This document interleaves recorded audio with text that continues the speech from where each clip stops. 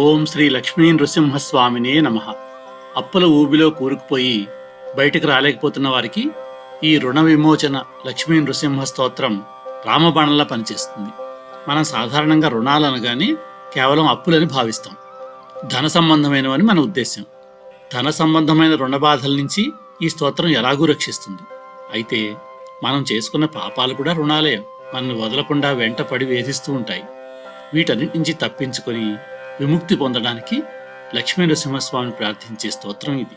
ఈ స్తోత్రాన్ని శ్రద్ధతో పఠిస్తూ మానవ ప్రయత్నం కూడా చేసేవారికి తప్పకుండా ఈ అప్పుల బాధ నుంచి విముక్తి లభిస్తుంది. ఈ స్తోత్రం నృసింహ పురాణం నుంచి గ్రహించబడింది.